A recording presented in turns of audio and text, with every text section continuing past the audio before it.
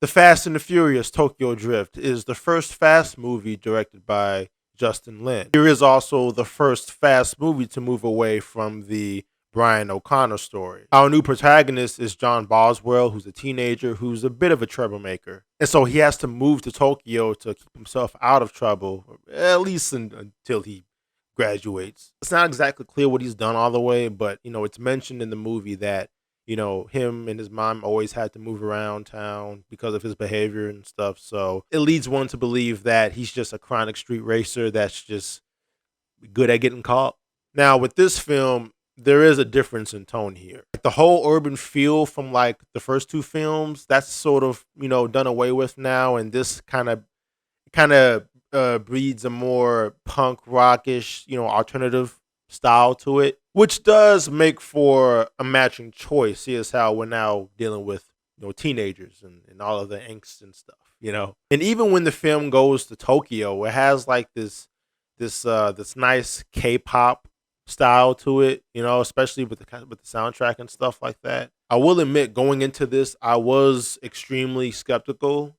Seeing Lucas Black as the lead at the time, he was coming off of the release of the hit series Friday Night Lights. I don't know if you guys remember that. That was like back in 03, 04 or something like that.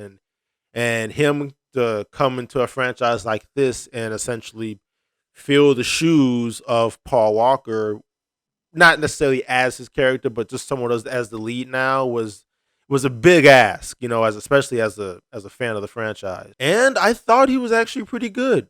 He has the look of a badass. He definitely carries a look of a guy that could do some damage and stuff. He kind of has some badassery to him. He has like the southern dialect, and it helps with his charisma and stuff like that, especially with the ladies, up in Tokyo and stuff. So I thought he had some okay chemistry with Bow Wow. Not like great chemistry or nothing like that, but it's definitely okay. Like it's watchable stuff. It's not the worst thing you've ever seen. It's not great either, but it's watchable enough to to push through it. Speaking of Bow Wow, I thought adding him into the movie was a great idea. I mean, he's funny, he's charming, and it's a nice way to kind of guide Sean through Tokyo in an entertaining way. With Bow Wow and all his isms and his quirkiness and stuff like that. It was pretty tight. He plays this kid that goes to school with Sean, and he sort of side hustles merchandise for profit. On a black market. The guy with I got what you need. He has like everything you need. Just ask Bow Wow. Like he's the guy that has everything for sale, from iPods to Jordan sneakers to fucking gold chains. You name it. All while driving this ridiculous, ugly ass car. You get introduced to DK as in Donkey Kong. I had to do it. DK is pretty much the Japanese Dom Toretto in this thing. Like he has a little bit of muscle, much more asshole. So it makes him a little bit unlikable in this one. But works well for a captivating villain, I guess. Especially for when you're dealing with teenagers. The races are extremely reckless, mainly due to them incorporating the drifting technique. When you're watching a race, it's like everybody sort of played Mario Kart and just learned how to, they just took a crash course in playing that game, and now everybody's just drifting and stuff. And that's like the new thing for Tokyo. Like everybody is the drifter. But I want to say that, the stakes are a little bit higher with these races now because, now that we're dealing with, young people, teenagers, kids. Like in the intro of the movie, we witness a race, and it's very, very dangerous. But then it gets out of hand when one of the racers starts ramming the other one, and then you hear the girlfriend going, "Stop, please stop!" But it's just like it sort of solidifies itself as like, oh wait, yeah, this ain't just a bunch of grown gangsters kind of having a street race. Like this is some y'all are kids, and y'all got to get home before curfew. You feel me? Like it gets really, really dangerous. And I was, it was a new thing. It was a nice new way of keeping the races fresh. But when an accident happens, you immediately start to think like, oh my God, that's a fucking 10th grader. Jesus Christ. You know what I mean? So for me, it just made the races all the more dangerous. I appreciate too how they spent a good chunk of time just showcasing the culture of Tokyo as well. Catch glimpses of like, the technology and the food and the schools and stuff and and the lifestyle, like the party life, all that kind of stuff. It almost feels like the movie wants you to experience Tokyo for the first time, sort of like the way Sean is. It's like this fish out of water take on the character, because Sean has to pretty much learn what it means to live in Tokyo and kind of adapt to this new way of life. And I thought it was a nice way to experience and watch the film, because it's like, this guy doesn't know, he's out of his element this time, and they keep things uh interesting when telling things like that, because everybody's learning with the hero, with the protagonist, with that protagonist. So there are some campy things in here, though. One of them being DK's mob ties. It's just so hard for me to believe that this teenager carries a gun around. I mean, I know he does, but for me to just take it all that seriously, like he's that dangerous, and I'm just sitting here like, little boy.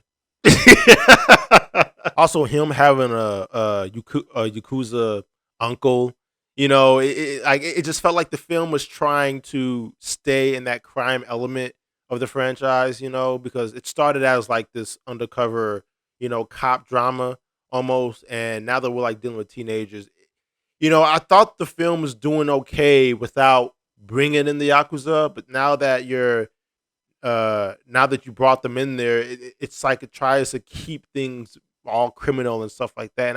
And I was having fun with them just being kids, acting reckless, But like I said, bringing him in, it was just like, really, this doesn't happen, bro. And also, for some reason, it's like everyone in here can drift. Like, I don't know if anybody noticed that, but it's like when you watch this film, it's like everybody has been drifting since they were kids or something. Like, I remember there's a scene in here where Neela is talking to Sean, and they're like on this sort of driving date thing, and then she's like talking about how like we used to come up here as kids and just drift.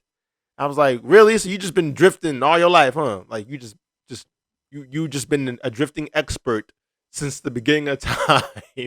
Okay, that's cool. It's like this film treats, drifting as like this rite of passage, to be a Tokyo citizen or something. And for Sean, he has to learn how to drift to at least fit in with like his sub circle of friends or something, to be cool or something. It was just like, I mean, like, it's Fast and Furious, so what can I say? But it's just like, dude, everyone can drift. Come on. At least it makes for some good chase sequences. So, you got that going for you. But my favorite part of the movie, and y'all know what I'm about to say. Okay, this is like everybody's favorite part. Okay. I can't stress this enough. The first time that we meet Han, played by Sung Kang, like, oh my God. Dude is just so badass. He's just so cool, and he's so laid back. He walks around with this I don't give a fuck attitude, and he just has the coolest lines. He's the only guy that I know of that makes eating crackers look so fucking dope. Okay, like if they had a commercial and this dude was selling Ritz crackers, and you had Sung Kang just going, "Hey, take my fucking money right now." I mean, Han was great, man. I mean, he's doing nothing but just being himself and just sort of, teaching Sean the ways of the drifting force and stuff, and he's just being himself. It's just so dope. But I think that's just credit to just Sung Kang's performance in it. You know what I mean? 'Cause it's so natural, and it's just so cool, and the way his damn hair just sort of sits on his head and shit, and it's all long and shit, and motherfucker just gets to eat his crackers and shit, man. Justice for fucking Han, man. But yeah, I actually really enjoyed this. To be honest with you, man, it's not that bad. It's not as good as the first two, obviously, but I really had a lot of fun with this one. I really felt like the studio took a big risk in trying to do something new with the franchise and add some new flavor to it, and I thought it was casted pretty good. I love the chases. I loved the little cameo they had at the end of the movie. You know what I mean? And yeah, I thought it was cool. Yeah, so I'm gonna give it a 7.5 out of 10. It's not bad. But that's my review on the Fast and the Furious Tokyo Drift. Hope you enjoyed that. And if you like this video, hit that like button for me. And if you love this video, hit subscribe. And I'll see you guys On the next time.